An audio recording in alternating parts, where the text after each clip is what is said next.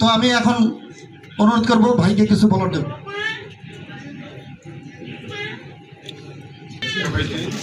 দেরি করে আসার জন্য আমি দুঃখ প্রকাশ করি, কারণ এই বসুন্ধরা আবাসিক এলাকাটি অনেক অনেক বড়, এত বড় হয়ে গেছে গত 8 বছরে, এটা আমি ভাবতে পারিনি।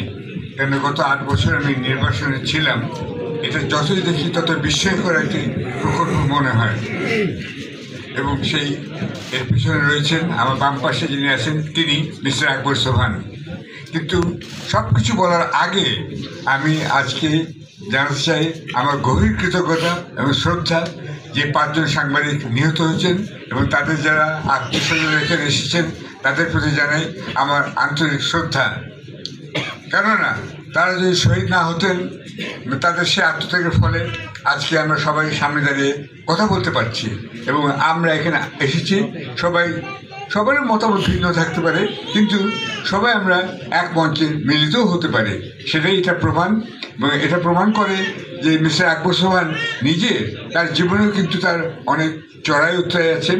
যেটা আমি বলি যে নদীর যেমন আছে জোয়ার ভাটা, পথে যেমন আছে চড়াই উতরাই, এবং সবার মধ্যে সবার চরিত্রের মধ্যে যেমন আছে ভালো মন্দ, সেই অর্থে কিন্তু মিস্টার সোবহানও ব্যতিক্রম নন।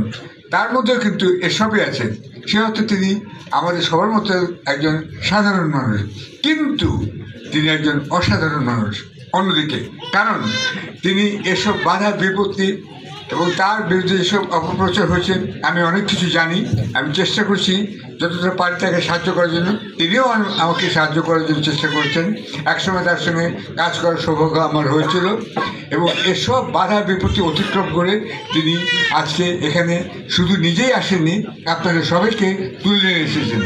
এবং তিনি অনেক জনহিতকর কাজ করছেন। এখানে আসার আগে আমার ধারণা ছিল না যে তিনি শহীদ পরিবারের প্রতিও দৃষ্টি দিয়েছেন। এটা খুবই প্রয়োজনীয়। আমি মনে করি যে শুধু আজকে সম্মাননা নয়, আমি মিস্টার সোবহানকে অনুরোধ করব যে তিনি ভবিষ্যৎ যে কোনো প্রকল্পে আপনাদের সন্তান সন্ততি যে উত্তরাধিকে তাদেরকেও যেন তিনি কর্মসংস্থানের ব্যবস্থা করে দেন। অনেকেই অল্প কিছু করে অনেক বাহবা নেন। মিস্টার সোবহান কিন্তু খুব বিনয়ী লোক। তার মুখে দেখবেন সবসময় একটা মৃদু হাসি থাকে। এটা আমাকে খুব অবাক করে। আমি তার কাছে যখন প্রথম গেলাম তখন তার সঙ্গে অনেক আলাপ হলো, এবং তিনি আমাকে বললেন যে আমার জীবনে একটা মূল মন্ত্র হচ্ছে প্রচারেই প্রসার। অর্থাৎ যত প্রচার করবেন, পাবলিসিটি করবেন, তত প্রসার করবেন।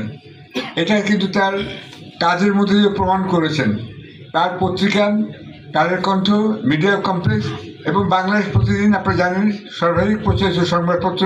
এবং শুধু তাই নয়, বসুন্ধরা আবাসিক এলাকা সবচেয়ে নাম করা আবাসিক এলাকা, সম্ভ্রান্ত এলাকা হিসেবে এবং নিরাপদ এলাকা হিসেবে পরিচিতি পেয়েছে। এবং আমি শুনেছি তিনি এখন একটি হসপিটালের প্রতিষ্ঠার দিকেও মন দেবেন, এবং আমি মনে করি সেটা যদি হয় তাহলে সেটাই হবে কিন্তু সিঙ্গাপুর, ব্যাংকক এবং ইন্ডিয়ার এই 3টি দেশের যে কোনো হাসপাতালের চাইতে উন্নত মানের হাসপাতাল হবে। আমি আশা করি তিনি সেটা করবেন। কেননা মানুষ তো সফল হয়, মানুষ তো ব্যর্থ হয়।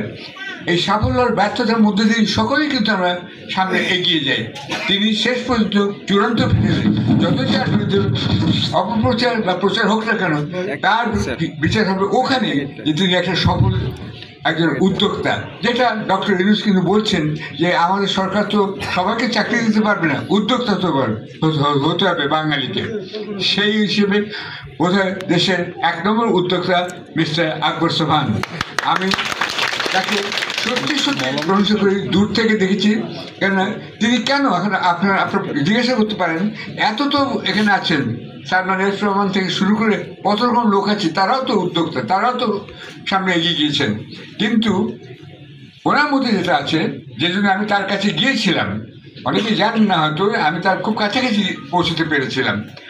এবং আমি গিয়েছিলাম এই জন্য দেখলাম যে একটা লোক যে বাংলাদেশে আমি সংবাদপত্রে কাজ করি, কিন্তু কেউ তো ভাবেনি যে নিউজ প্রিন্ট ফ্যাক্টরি এটা করতে হবে। তিনি কিন্তু ভেবেছিলেন যে নিউজ প্রিন্ট ফ্যাক্টরি করতে হবে। খুলনা নিউজ প্রিন্ট যখন বন্ধ হয়ে গেল, তখন বেরিয়ে এলো বসুন্ধরা নিউজ প্রিন্ট ফ্যাক্টরি। আরও একটা জিনিস আপনারা জানেন যে মানুষের পশ্চিমে এবং এখানেও আপনার টয়লেট রোল এবং টিস্যু পেপারের খুব প্রয়োজন হয়, কিন্তু এটা কেউ করেনি।